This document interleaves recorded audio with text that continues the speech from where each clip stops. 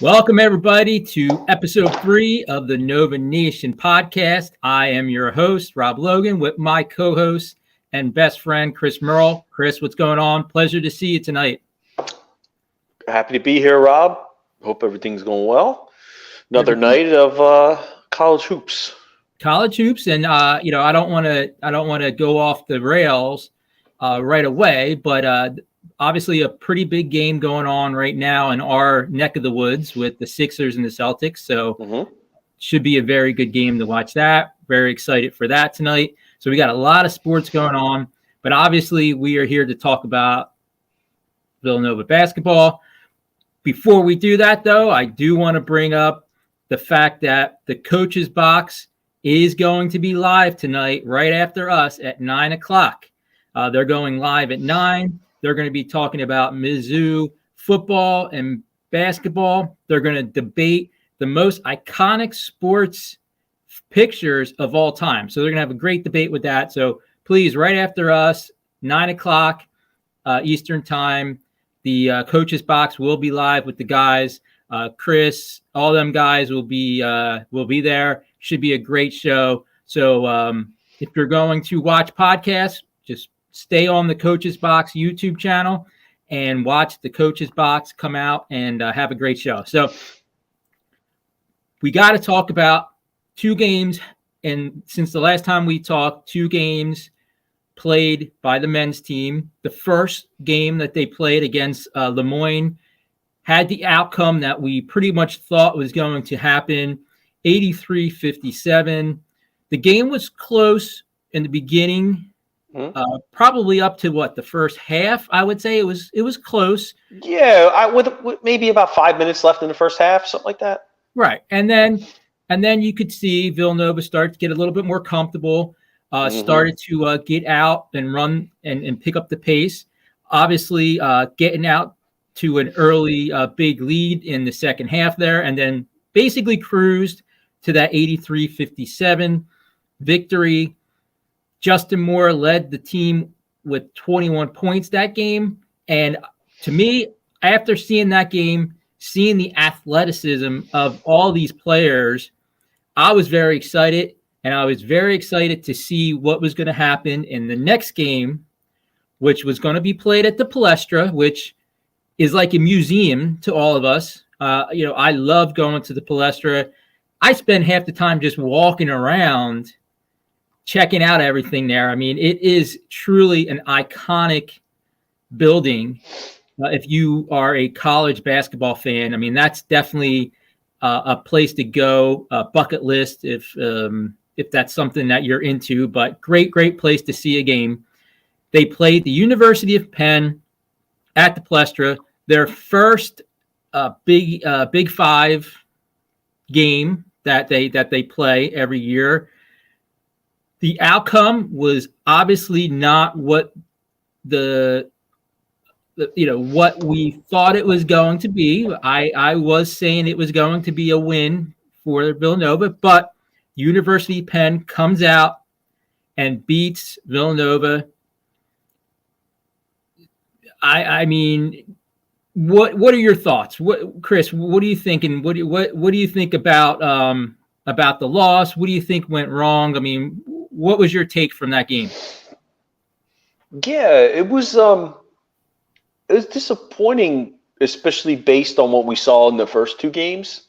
I will say that Penn is a better opponent than they played American in Lemoyne. Lemoyne apparently, which I didn't know, they were D2. Right. And now they're playing in the Northeast Conference, so it's a step up for them. But I knew Penn was going to be more of a challenge.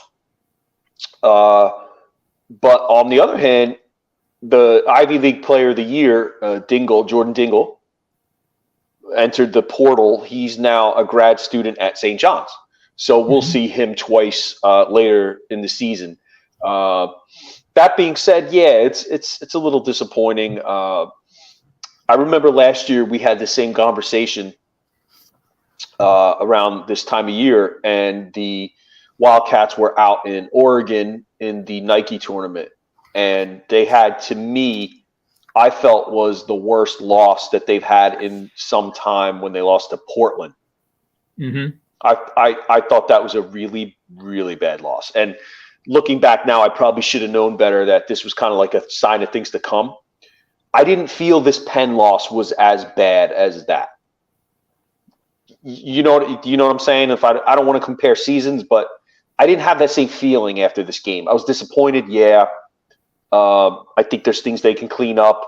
But we'll get into the reasons, and maybe you could start that off of what you had, for why. Right. And Chris, I'm going to piggyback off what you were saying as far as, a disappointing and being more disappointed last year than we are this year. I mean, this Penn team is a very good team. It's a lot better than what we probably thought they were going to be. They played an incredible 2-3 defense that Villanova didn't seem to be able to figure out. I'm unsure why. Well, there's only two things you can do.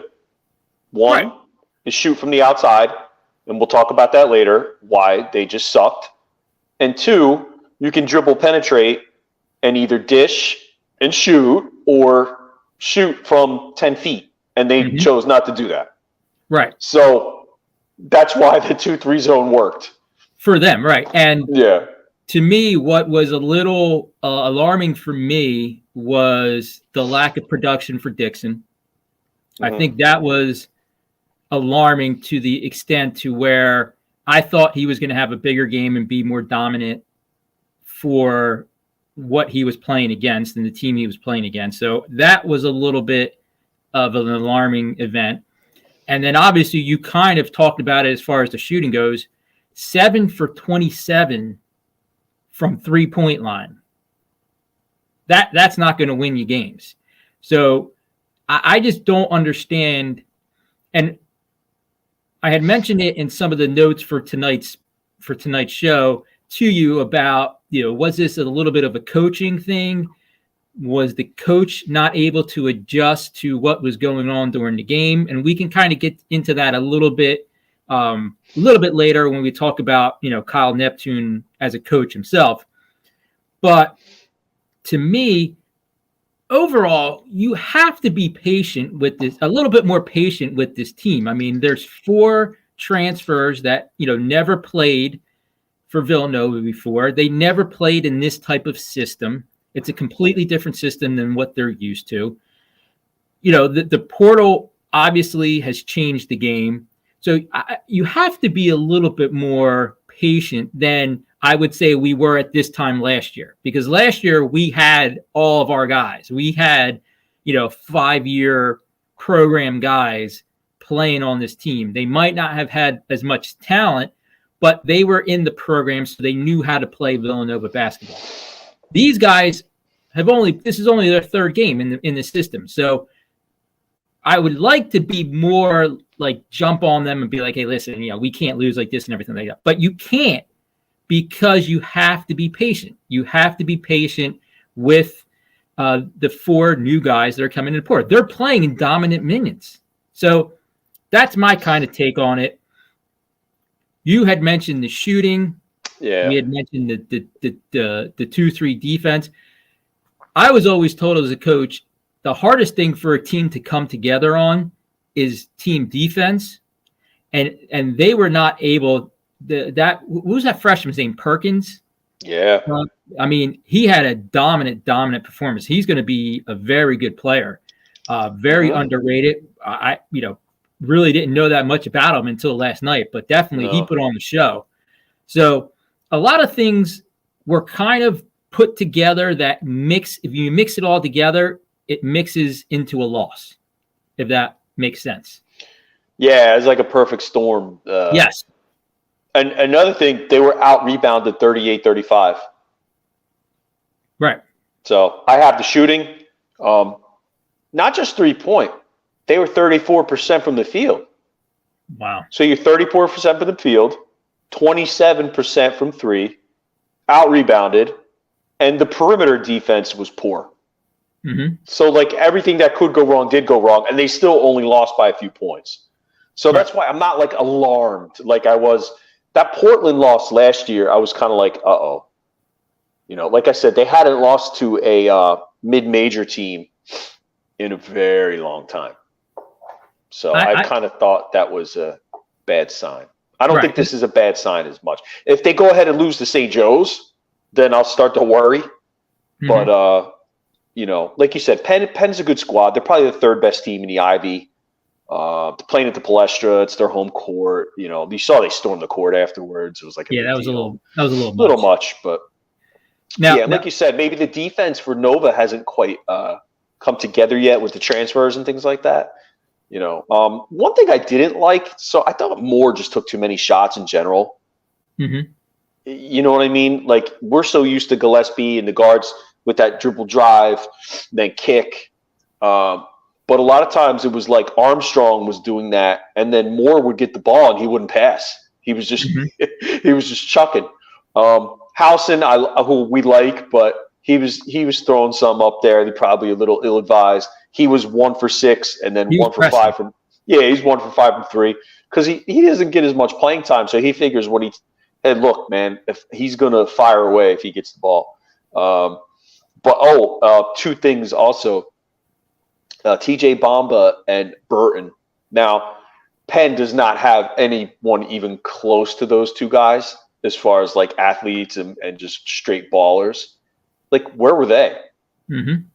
You know what I mean? Like, they could have just taken over if they wanted to, but they were kind of like invisible in that game. You know, they took over against American and Lemoyne, and you could see like the difference. Like, okay, this is what big time D1 players look like. But I didn't see that against Penn. And maybe that's coaching. I don't know. Well, that's what let's just talk real quick, because I totally agree with you. Where were those guys? They didn't really step up. And like you said, they are head and shoulders. I mean, TJ Bamba, the size on this kid, mm-hmm. He is an NBA player. I mean, he's got the size. He's got the talent. He's got the quickness. Mm-hmm. And he was settling a lot. He looked a little unsure of himself sometimes in the plays. You mentioned something. You gave me a text where you talked about how quickly Kyle Neptune seemed to be substituting. Mm-hmm. And that... Especially in the first half. Right. Not one group of guys got to really play together for that long to kind of get some momentum going. Do you think that's a problem? And will that be a problem if Kyle Neptune goes that route? And it's funny because last year we were talking about him only using 6 players or 7 players. Now he's using 9, 10 players. Is he kind of substituting too quickly? He's not letting these guys kind of marinate out on the court. Well, I noticed in the first half he was doing his sub patterns were 3 or 4 at a time, not 1 or 2. Mm-hmm. He definitely didn't do that last season. No. Yeah. So, like, he's got his starting 5. Then he's bringing in Longino, Howson, Hakeem Hart, and the other big man, the kid from Burlington. Where for Kentucky? Yeah. So, like, he's bringing in his whole bench at once, and I don't know if you can get Then again, we're not at practice, so we don't know if they're playing together a lot in practice or, then I think when he's got that lineup on the floor, doesn't Moore run the point? Yes. Yeah. So that's a whole nother issue where we had talked last week and with our guest, and we were pretty much under agreement, like, let Armstrong just be the guy. Armstrong's only he's scoring average is barely 6 points so far this season.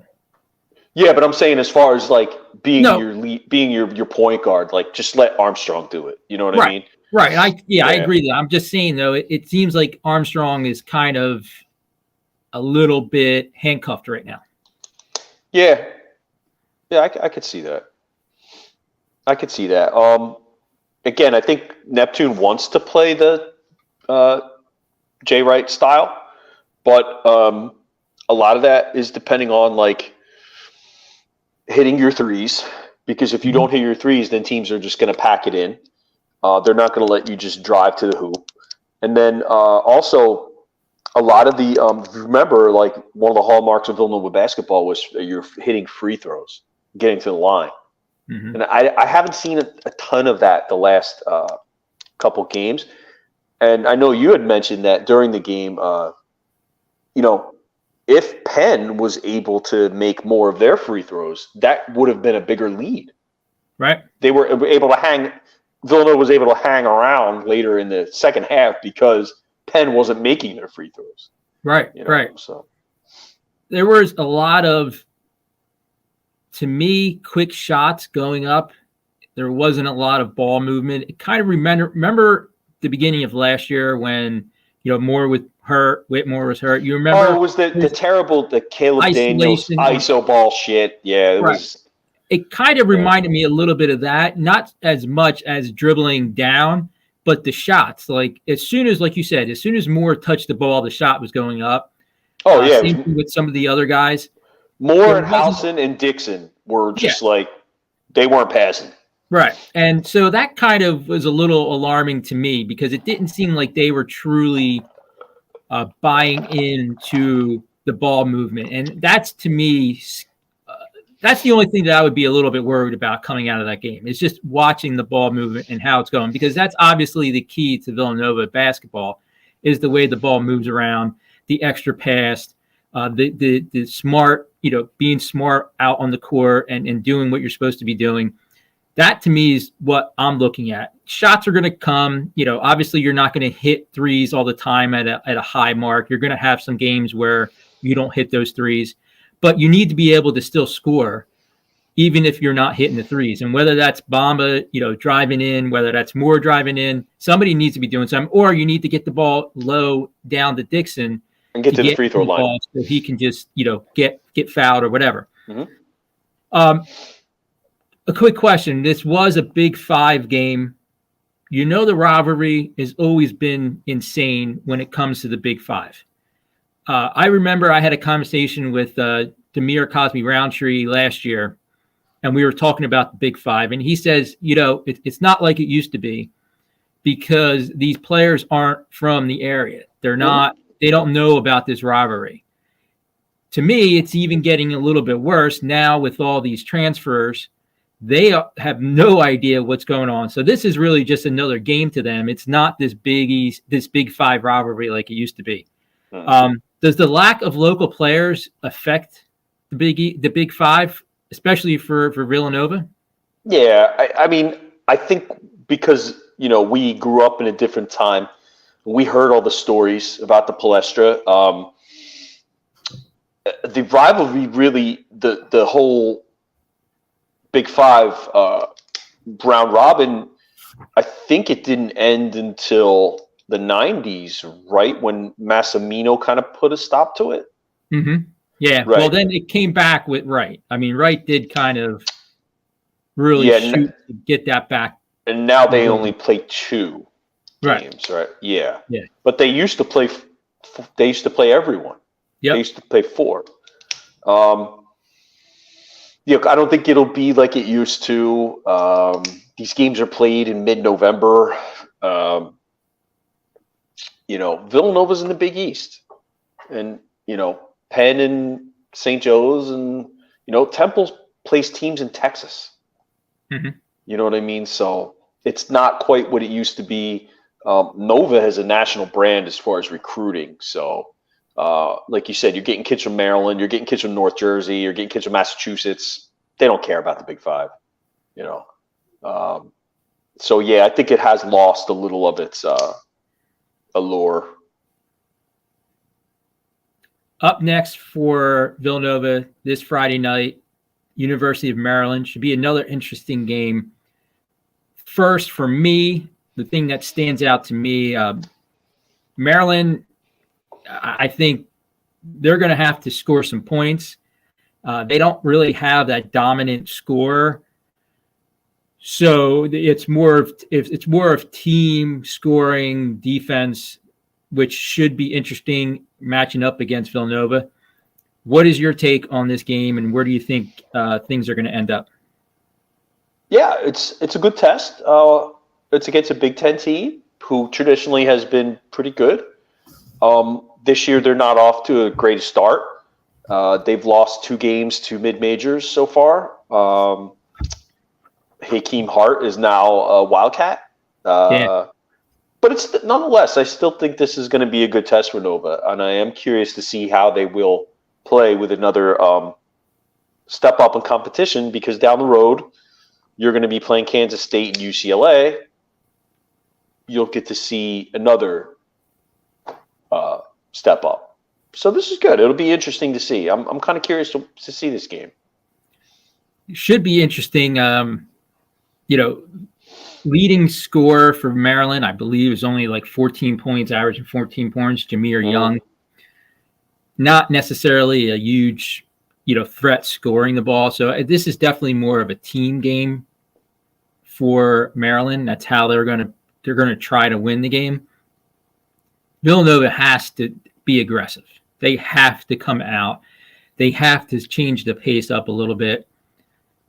Yeah, I thought they played too slow against Penn, and it kind of worked into Penn's favor. Yeah, I thought so too. Yeah, and they need to do that. They have athletes. They have people that can ball. Like you said, Bamba, Burton, Armstrong, Moore. All these guys they're quick. Let them go. I understand that might not be necessarily the Villanova way, but if you're going to be a successful coach like Neptune wants to be and here for a long time, with the way that he's recruiting, like you said, Chris, it's a national brand. There's going to be kids coming in and out of the transfer portal for years to come. You're going to have to be somewhat flexible to the way you let these kids go. And to me, I would let these kids go, especially in this game against Maryland. Let them go. Let them run. If Villanova scores more than 70 points, they're going to win the game. I would think so. Yeah.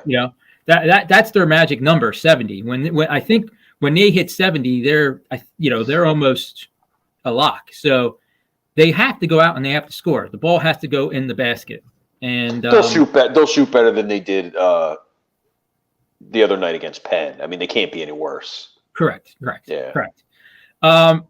I'd like to now, real quick, go to one of our sponsors, Kelly's Tap Room, where you can go watch the game. If you're not able to get into the Finn, go to Kelly's. Kelly's has the games on. Every single Villanova game is there. Kelly's Tap Room, it's your neighborhood bar serving drinks to Wildcats since 1964, home of the Moose and good times. So go check them out. Kelly's Tap Room, right up the road from Villanova. If you can't get in the game, watch it there. Chris, we also have to talk a little bit about the women's team. They had 2 games as well. They had a win against Portland. We had mentioned Portland before on the men's side. They won the game against Portland like we kind of thought they would. And then they lost to Oregon State.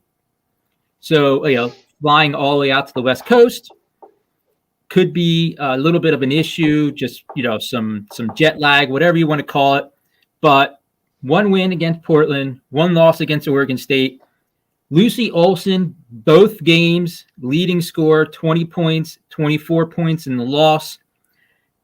My biggest thing with the women's team, and, this could be an issue, is there's going to be a need for more scoring than just Lucy Olson. There's got to be somebody, number 2, number 3, to step up and get some points. The next leading scorer for the Villanova women's team is Maddie Burke, and she's only averaging almost just barely 10 points a game. They need to get somebody else elevated. Somebody else needs to step up. Another thing that's really alarming to me is they're getting creamed as far as rebounds go. Christiana Dulce is, she's a rebound machine, but she's only averaging about 7 rebounds a game. So they definitely need to crash the boards, and they're only shooting like 17% from 3. So, cool. Yeah, so that's another thing that they need to work on. So They need somebody else to step up. And unfortunately, Lucy Olson, great point guard, can shoot, can get in the lane. They just need to, they need to get some shooters around her for, almost like how the men's team play, the drive, the kick out, and the shot. That's how it has to go. They have Temple coming up, who is 2-1. So that's their first Big Five rivalry. I think for the women's side, it's a little bit more of a rivalry because there's a little bit more of local players on the women's team than probably the men's team. So that ought to be fun. Should be interesting. And, we'll see how it goes. This women's team has a lot of talent. I think they just need to gel together. They're obviously missing that huge score of Maddie Segrist. I mean, it is so tough, obviously, to replace somebody who's scoring 30 points a game. Yeah. And that's a big hole to overcome. Sometimes that 30 points, 2 or 3 people need to step up in order to get to that level. And do they have the team to do that? I think they do. Somebody needs to do it. Somebody needs to step up other than Lucy because, she obviously is scoring. She's like plus almost, she's scoring average 22 points a game for the first 2 games, but we need somebody else to be able to step up. Hopefully against Temple, this is another good test. Temple 2-1. Hopefully, this is a game that we win, and I think this is another good statement game for the women's team. Is if we can win this game for the women's team. So, want to talk real quick too, Chris. You have a show coming up as well. I have a show coming up. The Let's Talk Sports Network. If you have not already subscribed, I can't tell you enough. We have so many cool different shows on the Let's Talk Sports Network. Please go subscribe, hit the like button, hit the notifications button so you know when your favorite show. Like I said, Chris is doing a show later on about the NFC East and his Philadelphia Eagles. I'm doing a show for the AFC West and my Chargers. Probably most of the time I'm going to be talking tonight, I will be chanting Fire Staley as much as I can.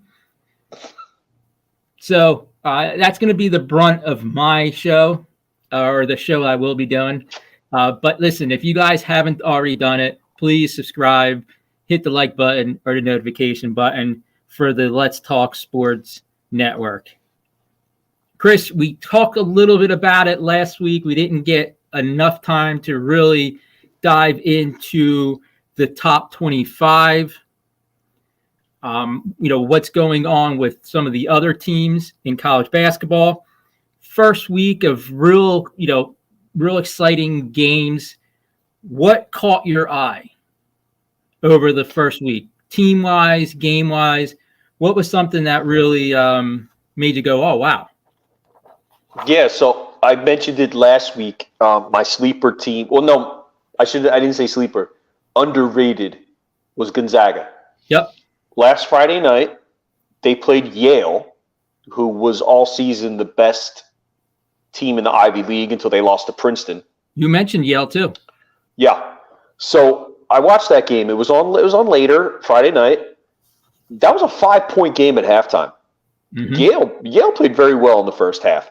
In the second half, Gonzaga now is playing a very different style of ball. I noticed they don't have a traditional big man.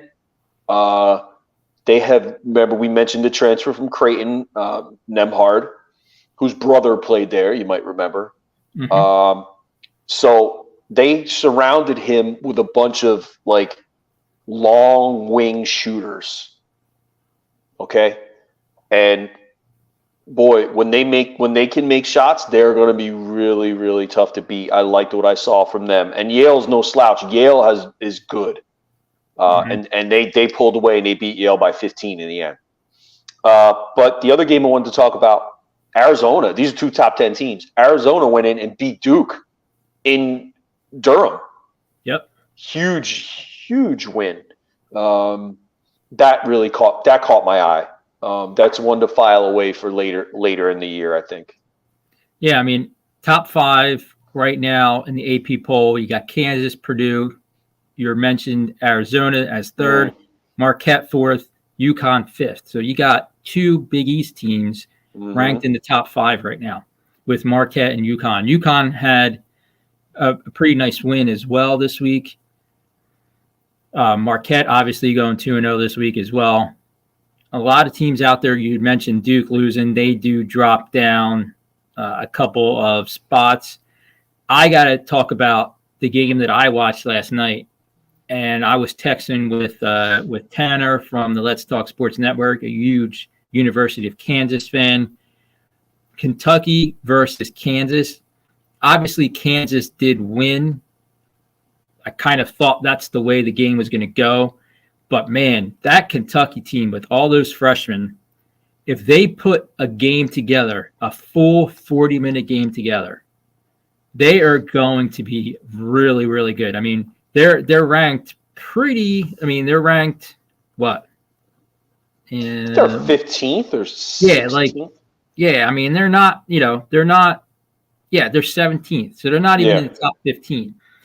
But some of the players on that team, the way that they can shoot, the way that they can play, they were missing 3 of their bigs last night. They have 3 bigs that didn't even play. So wait for them guys to come back. I mean, this Calipari definitely, and we had mentioned this before the broadcast here, his recruiting has been a little suspect the last couple years, but this year, man, his recruitment class is phenomenal. And I know they're all freshmen. I know they're all young. And games like the Kansas game last night are going to be a learning experience for these kids. But come March Madness, that's a team that I'm definitely keeping my eye on, man. And that's going to be a hard out for anybody, especially, like I said, if they hit their shots. They're so athletic. And then on top of it, if they're hitting threes, that's a tough team. And for them to be ranked 17th, I think is a little bit low. Yeah, the SEC has gotten better as a conference in general. It's interesting to see that. Whereas the ACC has kind of dropped off in the last 3-4 years as a whole. North, you have your traditional power. And then the team like Florida State has been kind of good for a few years now. But the SEC from top to bottom, I think, has gotten pretty strong. Yeah, general. Alabama. Yeah, and we haven't even mentioned Tennessee because if we got into that was they can't be a sleeper. They're in the top 10, but that's a team that really no one talks about. They could make the Final Four. I think they're really, really good. Rick Barnes, I know in the tournament has not been the best, but I think that they can definitely make a run. Let's also talk about obviously I wanted to talk about this last week, but we had some timing issues.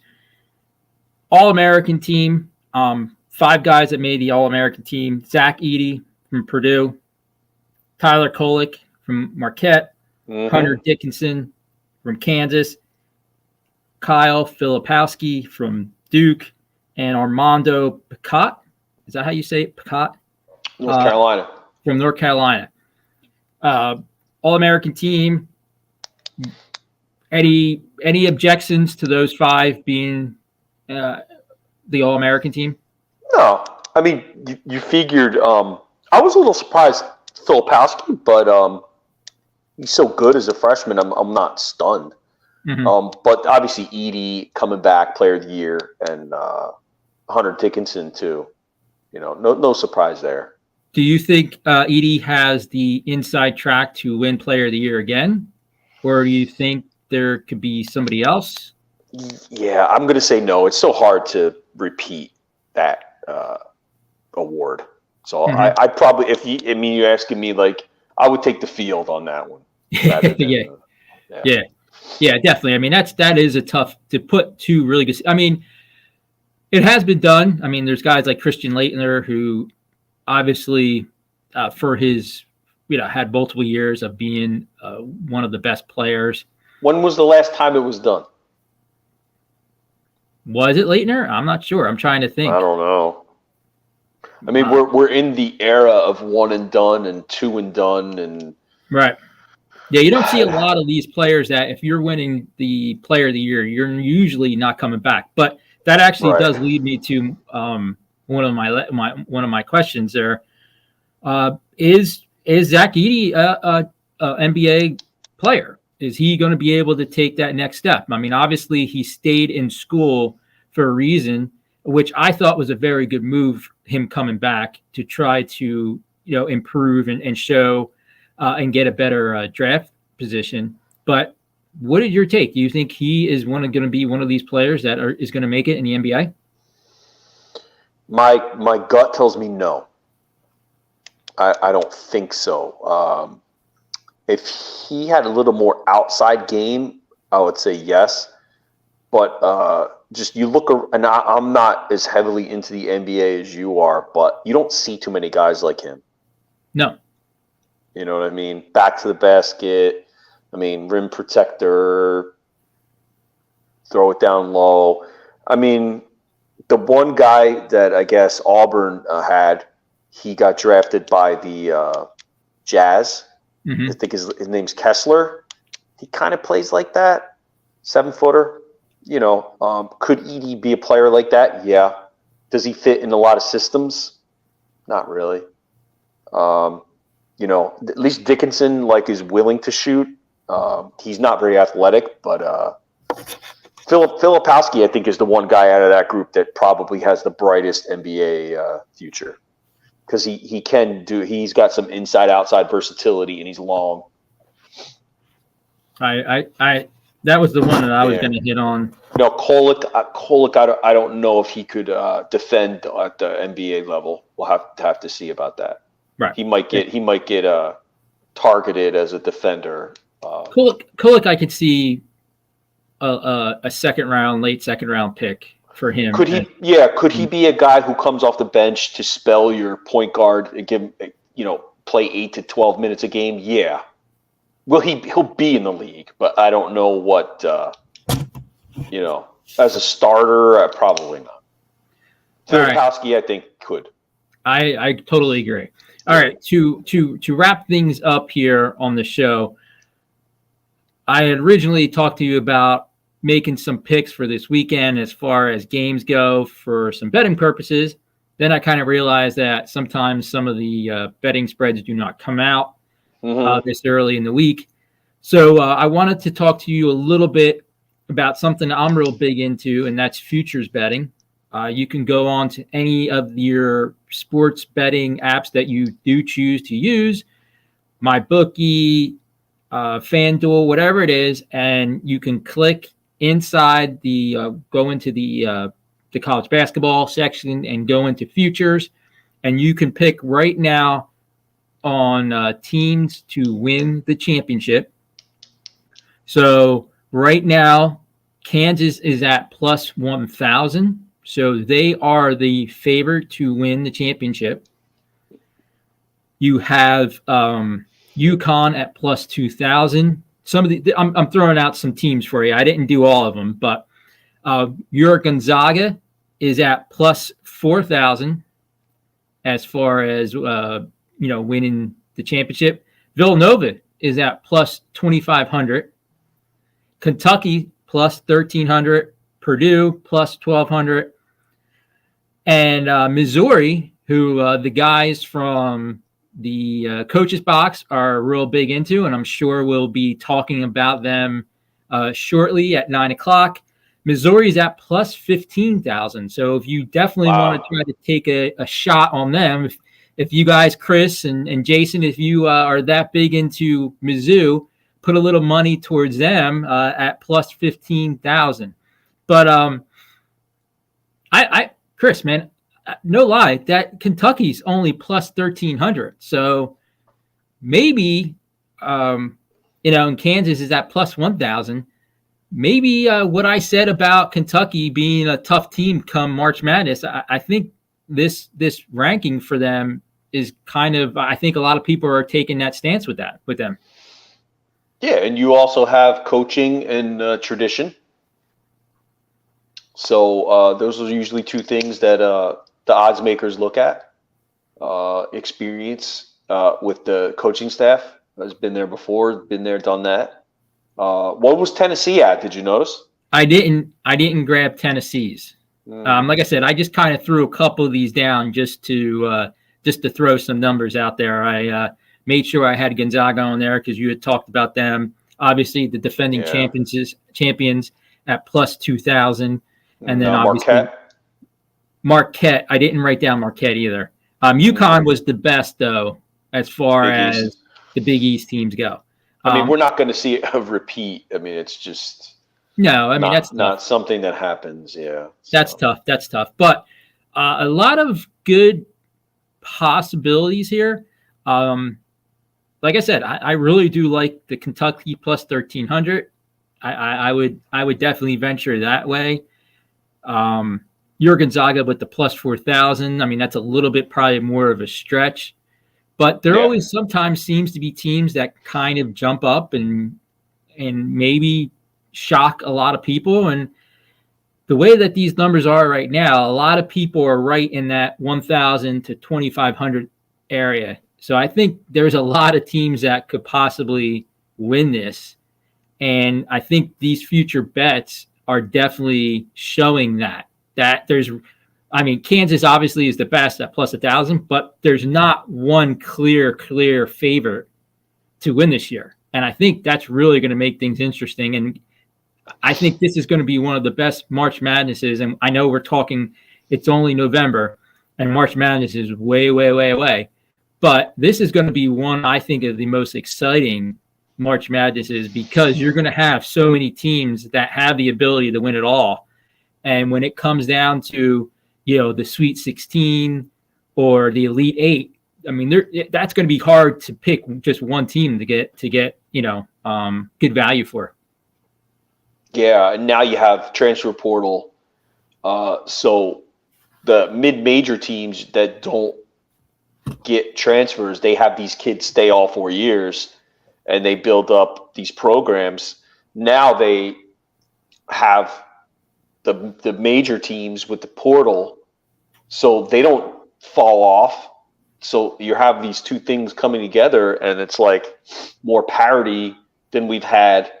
Rather than just you see like a couple upsets. I mean, you see teams like win a couple games in the tournament now, or get to Sweet 16, or make a run because they got these kids stay all 4 years and they play together, and you got some really good coaches out there. So it is an interesting thing to look at, with the tournament. And, you can't just pick the top teams every year because the odds are they're not going to make it. No. Lastly, real quick, I got 2 games for tonight to put some money on, Chris. I did a little research for you. Texas versus Rice. I believe it's a 9:00 game on the East Coast. Texas is getting 20.5 points against Rice. I would take Texas and the points. Rice is coming off a really bad loss to Harvard. Couldn't figure out their defense. I would also take the over too. I think the over is about like 155. I think this is going to be a high scoring game. So I would take those two as a bet. And then another late game tonight, Nevada versus Pacific. Nevada is giving 13.5. Nevada is 4-0 against the spread in their last 4 meetings versus Pacific. Nevada hits a lot of free throws, and Pacific, get this stat. They're 348th in the nation in defensive free throw rates. So they give up a lot of free throws and make a lot of fouls. So Nevada is going to have a nice little time on the free throw line on tonight. So I would take Nevada and the 13.5 points. Okay. That's good stat. My little nuggets out there for you. All right. Well, Chris, man, I know you got to go. You got a second one coming up. I do as well.